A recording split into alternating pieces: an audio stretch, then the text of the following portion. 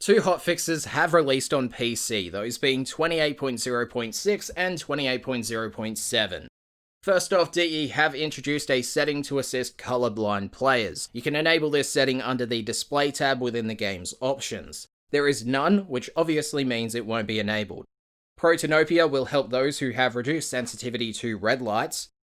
Deuteranopia will help those who have reduced sensitivity to green lights, and Tritonopia will help those who have reduced sensitivity to blue lights.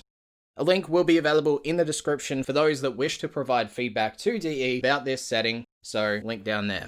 Protea has also received some changes. Her sprint has been increased to 1.2, they have removed the increased animation speed on her rolls, and they slightly increased the impulse of the roll when moving forward. For Grenade Fan, they have increased the duration of both grenades by 3, and they have increased both of the grenades' range to 5 meters at max range. Shield Satellite's visibility has also been increased, and it now deploys 4 shield grenades. Shrapnel Grenade's damage has been doubled, and they fixed both grenades appearing giant while in Arcwing.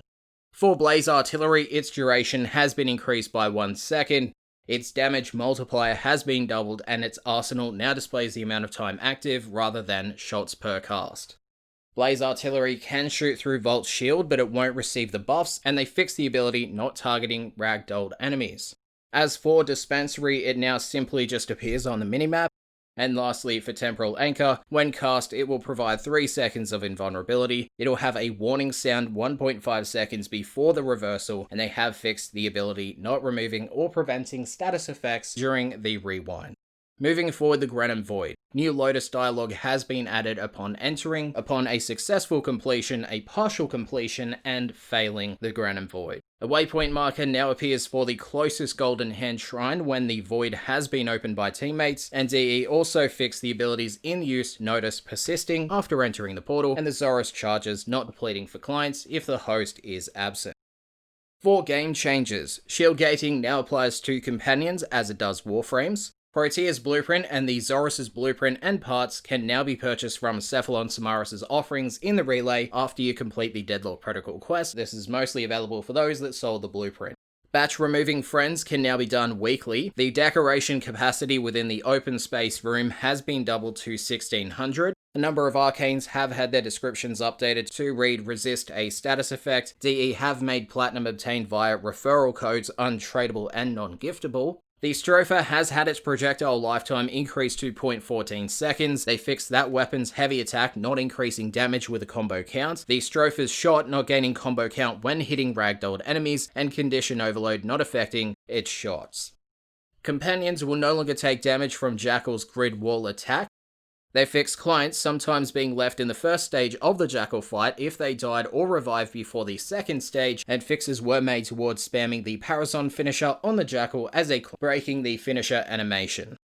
Lastly, before the fixes, DE removed numerous door lasers from the Corpus ship tileset, and they said, quote, "We have retired some older 8-bit rendering technology, mostly because it provides little in regards to performance increases, but adds a lot of detriment. This means that using auto exposure and HDR settings are the way forward from now on."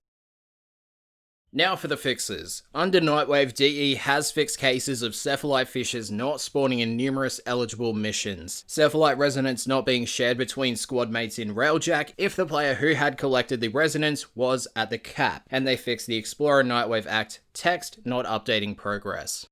Under the Corpus ship tileset fixes, DE fixed a rare case of having no objective during an invasion rescue mission in the tileset, the Golden Hand Shrine sometimes not spawning in the Jackal and Razorback boss missions, Solaris prisoners being invisible but still freeable if you aligned with a Grenier on the invasion missions that generated the tileset, some Corpus ship doors not opening until you're at the door, and they've noted that they'll now open when you're a few meters away. Fixes were made towards an inability to get through side doors in the Corpus ship spy tile set if you're going back through the alternate direction of where you came in. They fixed a lack of emissives when lockers are open. Locker emissives turning green instead of teal when a locker is open with a Thieves' Wit mod. Treasurers dropping a Granum Crown cache when killed inside Limbo's Cataclysm instead of the intended Granum Crown. They fixed rescue and spy vault door lasers not matching the intensity of doors throughout the Corpus ship tileset, and numerous fixes were made towards missing collision and poor lighting and AI pathfinding in that tileset. Now for the overall fixes. They fixed a crash that could occur when exiting Warframe while on the Void Fisher relic selection screen with 1 second left. A number of different ways you could crash the launcher by having the settings panel open when the optimized prompt came up in the background, the launcher play button disappearing when changing languages, shield gating not properly functioning after reviving when becoming downed, an ability to keep your melee combo for the Gunblade heavy attacks by timing a transference activation at the right time. They fixed the arsenal not listing Gunblade stats for their projectile behavior, condition overload not affecting the damage of a thrown glaive, Saren's contagion clouds becoming hostile to players if you die and revive. They fixed pets using the wrong skeleton and appearing mutated when swapping to a loadout of a different pet before claiming your incubated pet. The Vaska Kavat babies having broken textures when previewing in the arsenal. They fixed pets spazzing out for 1 frame when swapping companions in the arsenal, the camera needlessly moving back and forth between sentinel and pet positions when swapping companions in the arsenal, receiving a weird error when attempting to equip a pet while another pet is being imprinted. They fixed Arcane Bodyguard not healing Venari. They fixed the Precision Strike buff granting buffs to explosive secondary weapons, dizzying rounds leaving an enemy open to melee finishes forever, Atlas's Rubble Heap augment for client players insisting that you need energy to cast Landslide even though it was free.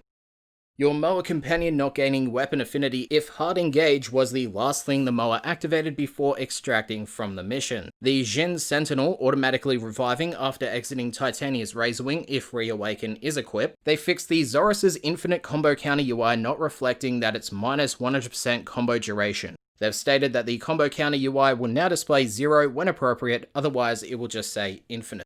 Clicking the dojo when in the Lisette from the Railjack star chart not functioning, an issue in the Grineer's genetic code when dying while frozen resulting in their face floating a meter away from their head, Mag's Magnetize ability displaying the chosen energy primary and secondary colors differently depending on what rank the Magnetize is. They fixed status effects on the melee weapons of Mirage's Hall of Mirror clones, not disappearing when you stare through her body as they are supposed to. They fixed saving the default Manticord song to your customization, causing it to reset back to what it was previously the next time you return to your orbiter. Octavia's Mallet ability causing many audio issues for clients. They made more fixes towards various missing audio and visual effects for the Javlok's throw attack explosions, the Bloom setting slider not being available when enabling the setting, the Helmeth cyst being on the wrong side of Protea's neck, the She shoulder plate not appearing on Mag Prime when equipped on the left shoulder. They fixed Corrosive having no tooltip on hover in the arsenal, switching from the incomplete tab to the Riven tab in the Foundry, resulting in non-existent mods showing at the end of your Riven list. They fixed waiting for other players 1-to-1 message displaying in solo mode when you're transferring in and out of the operator mode when at the mission objective. Opening any kind of chat link while on the Railjack configure screen causing UI overlaps. They fixed the Prisma Veritax being hidden within the profile equipment list until it gains at least 1 XP. The Lotus voiceover indicating an assassination target when a Lynx is spawned in a Grineer Galleon spy mission. They fixed incorrect Corinth Prime reload sounds if the Solstice skin is equipped. They fixed a script error when accessing the arsenal while standing near the Helmeth Infirmary, and a script error when casting Chroma's Effigy. Lastly, to end the video off, it was just 28.0.7 and that was fixes. They made fixes towards an ability to multiply Nightwave standing gained by repeatedly going in and out of Fortuna, a case of Protea's Blaze Artillery not damaging ragdolled enemies, the Eidolon Bush decoration descriptions using bear instead of bear, and they fixed a script error if your Jin's Reawaken precept activated while you were in operator mode. That concludes the patch notes for 28.0.6 and 28.0.7.